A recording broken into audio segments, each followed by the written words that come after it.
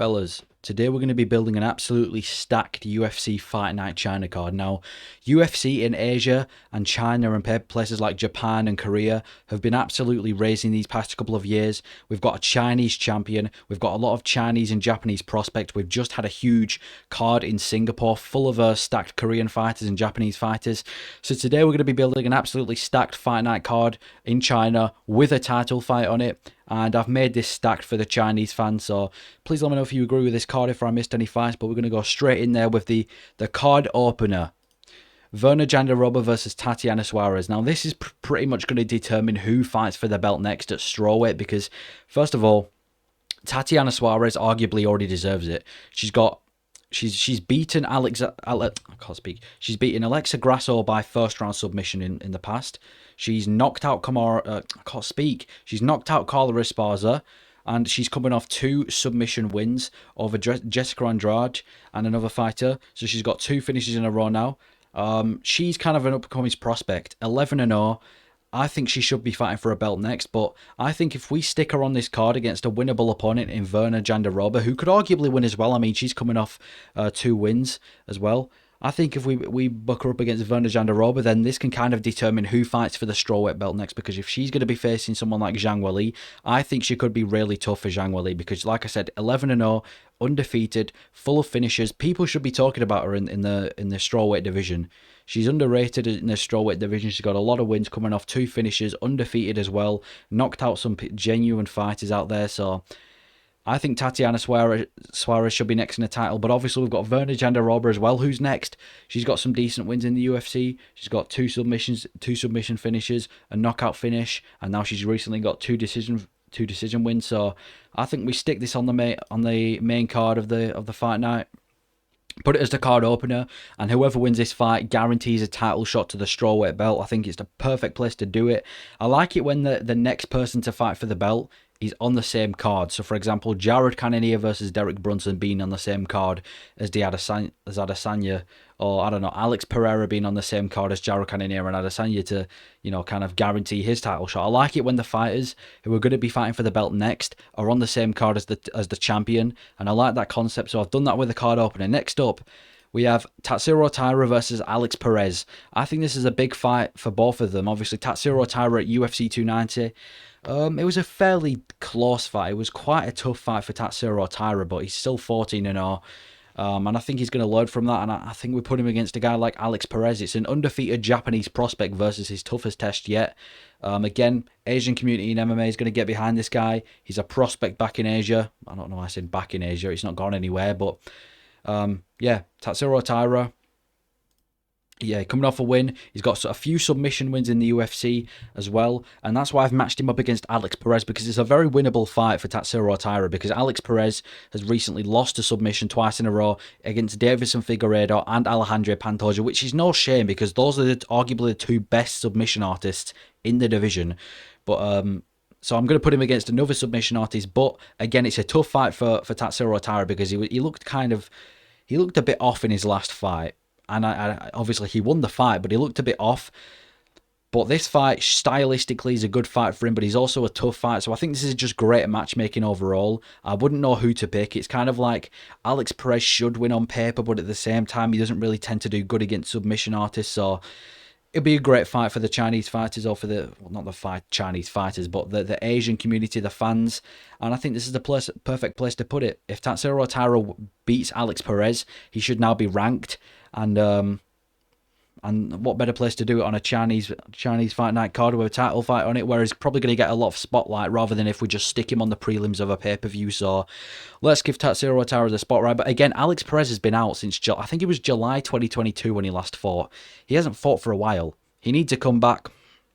Let's give him a comeback on a huge fight night on the main card to raise his stock a little bit, to give him some momentum. And I think this is the perfect fight we do for the next fight on the card. The featured fight of the night, I've gone with Liang versus Buckley. Now, if we're going to do a China card, we have to have Liang on there. We can't not have Liang on there. Liang is in a bit of a weird spot in his career.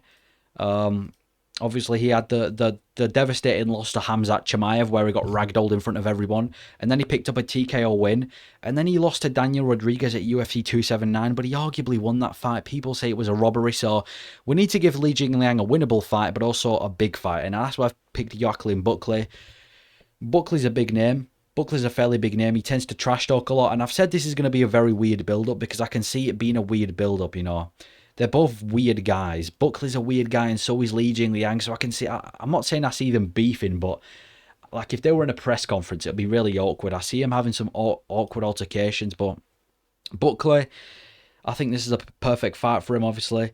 He's been knocked out against Chris Curtis, and even before Chris Curtis, he lost, and he just got a second round knockout win over Andre Filiao. So I think we give him a big fight against Li Jingliang and a featured fight of a fight night where he's going to get a lot of attention, and whoever wins potentially could be ranked in the middleweight division because obviously, I mean, Li Jingliang, like I said, arguably beat Daniel Rodriguez, and if he goes out there and beats Buckley, then yeah, huge fight in the middleweight division. They both need a win right now. I know Buckley won his last fight, but still he needs another kind of a big win to boost him because he hasn't really been putting together a streak. So let's do Buckley versus Li Jingliang.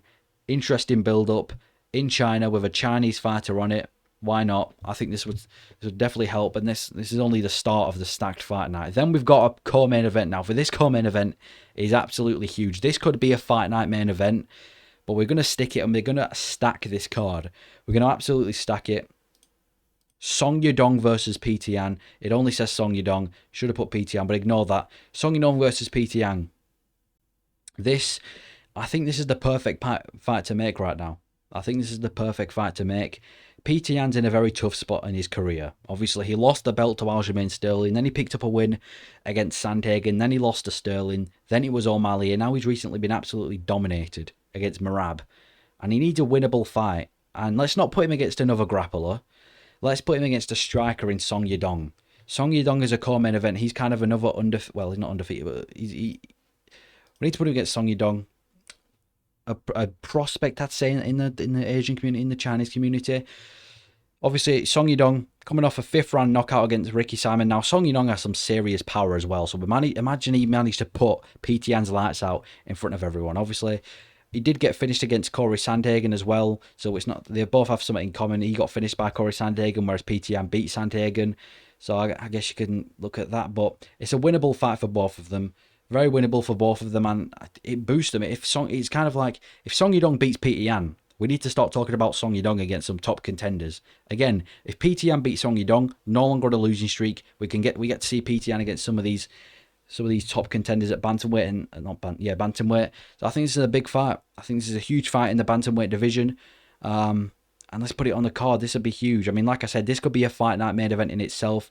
This would definitely get a lot more people watching purely for this fight because it's a huge fight. Everyone wants to see PT Yan win again. Everyone wants to see Song Yudong fight again. And he could seriously win. Like I said, winnable fight for both. PT Yan's best fights are against strikers.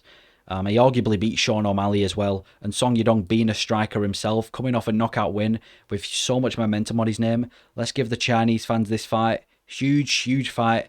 But we've got one more fight, and that is the title fight. Now, I did steal this fight from MMA Guru, so listen, we've got to do what we've got to do. But I'm going to go with Zhang Weili versus Yang Xiaonan for the UFC strawweight champion.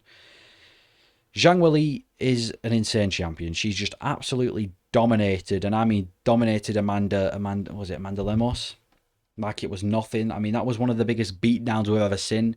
And then obviously she knocked out I'm not even going to try and pronounce her last name, but Joanna. Knocked out Joanna. So yeah, great place in her career is Zhang Weili. She's doing everything, and obviously she submitted Carla Esparza. Let's not forget about that. Carla Esparza deserves to be remembered as the person who got battered by Zhang Weili. But regardless, this is a big fight for Chinese fans because there's going to be a Chinese winner regardless. So they're not going to walk away sad. Like, for example, if it was Leon Edwards versus Usman and Usman beats Leon Edwards in the UK, that's just a huge upset. It's impossible for it to be an upset. Two Chinese fighters. There's 100% going to be a 100% outcome that the winner will be Chinese. Unless, I don't know, Sean O'Malley cashes in his money in the bank and comes in. I don't know, but Zhang Weili versus Yang Xiaonan. Let's book this fight. Main event for a fight night for the UFC strawweight champion. I'm kind of liking what UFC are doing of putting women's title fights as fight night main events rather than just sticking it on a pay-per-view main event, because I feel like when they're on a pay-per-view main event, they get disrespected. No one really cares.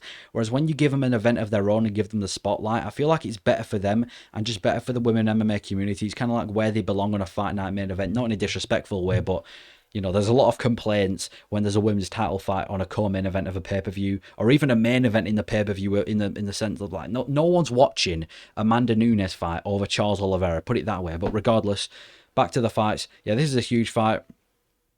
Yang Xiaonan has got a knockout win over Jessica Andrade in the last fight, so there's so much hype around that, and obviously she beat Mackenzie Dern. Now she has lost to Carla Esparza as well by second round TKO. But still, this is the fight to make. This is the fight to make. There's not really much people you can give to Zhang Weili anymore. I mean, there's, like I said, Tatiana Suarez, but she's on the card regardless, so she's going to get a title shot eventually.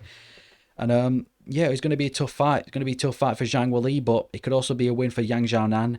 I probably edge Zhang Weili to win this fight because she's probably, I mean, she's pound for pound one the best women's fighter right now. I'm going to say it. But yeah, Yang Xiaonan. Let's book this fight. And yeah, this is the fight night main card for me. Please let me know if you like this fight night card idea. Full of Chinese fighters, full of prospects, stacked fight night. Yeah, let me know if you agree with this card. And yeah, thank you for watching.